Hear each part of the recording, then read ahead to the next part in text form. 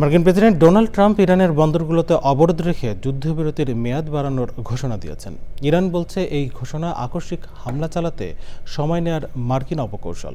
Hormuz প্রণালী মুক্ত করতে লন্ডনে 30টির বেশি দেশ আজ বৈঠকে বসছে। যুক্তরাষ্ট্র ইসরায়েলের সঙ্গে যুদ্ধের জেরে ইরানে চাকরি হারাচ্ছেন লাখ লাখ মানুষ। বিস্তারিত জানাচ্ছেন আমিনুর রহমান সুপ্তি। 200-র বেশি সার্ভিস ও ফিচারে লেনদেনের সব বিকাশ অ্যাপে সম্ভব। যুক্তরাষ্ট্র ও ইরানের মধ্যে চলমান আলোচনা শেষ না হওয়া পর্যন্ত যুদ্ধবিরতির মেয়াদ বাড়ানোর ঘোষণা দিয়েছেন মার্কিন প্রেসিডেন্ট ডোনাল্ড ট্রাম্প। ইরানের সঙ্গে যুদ্ধবিরতি চললেও নিজেদের নতুন করে প্রস্তুত করছে মার্কিন সামরিক বাহিনী।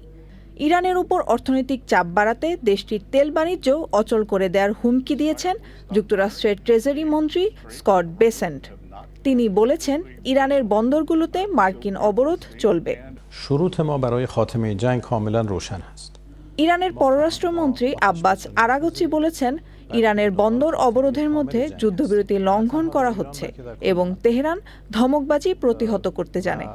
ইরানের পার্লামেন্টের স্পিকারের উপদেষ্টা বলেন, ট্রাম্পের যুদ্ধবিরতির মেয়াদ বাড়ানোর ঘোষণা অর্থহীন।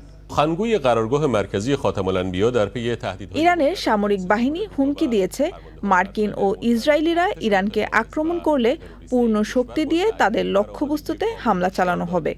হরমুজ প্রণালীকে মুক্ত করা এবং সেখানে জাহাজ চলাচল স্বাভাবিক করার উপায় বের করতে যুক্তরাজ্যের রাজধানী লন্ডনে বৈঠকে বসছে 30টিরও বেশি দেশ। ফ্রান্স এবং যুক্তরাজ্যের উদ্যোগে 2 দিনের এই বৈঠক শুরু হচ্ছে বুধবার। যুক্তরাষ্ট্র ও ইসরায়েলের হামলায় ক্ষতিগ্রস্ত স্কুল মেরামত করা হচ্ছে বলে জানিয়েছেন ইরানের শিক্ষামন্ত্রী আলীরেজা কাজেমি।